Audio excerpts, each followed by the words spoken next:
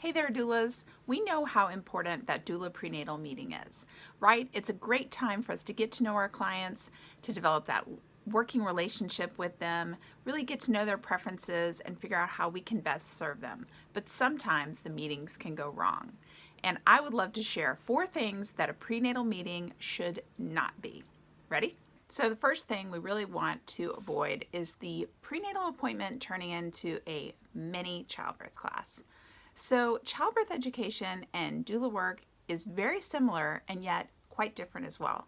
So during the doula prenatal, we're trying to find out their preferences, how we can serve them.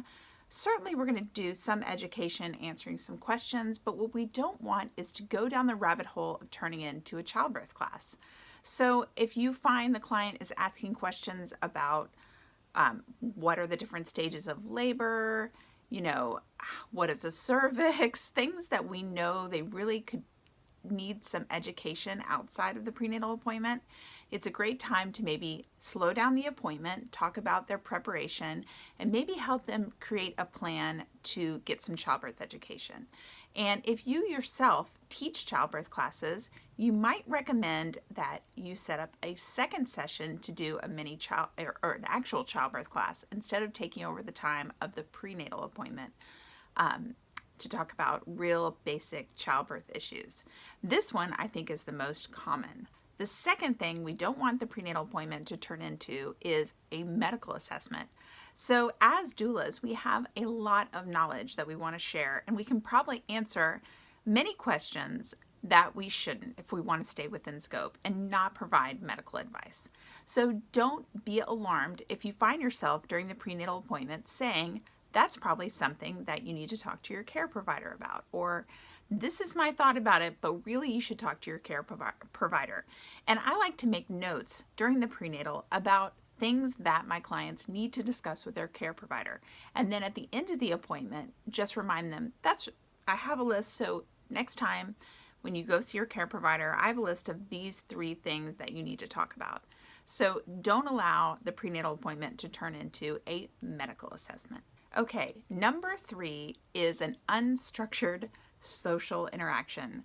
So we want to get to know our clients and we want to develop that working relationship with them. So yes, it is important to have those side conversations off topic, maybe about things that you have in common. But what you don't want is to go down the rabbit hole again of the social, not related to the prenatal topics.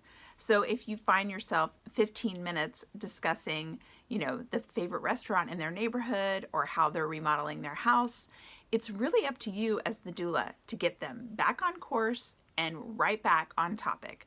So you might find yourself saying, oh gosh, I would love to talk about this for hours, but I'm never going to get through my questions.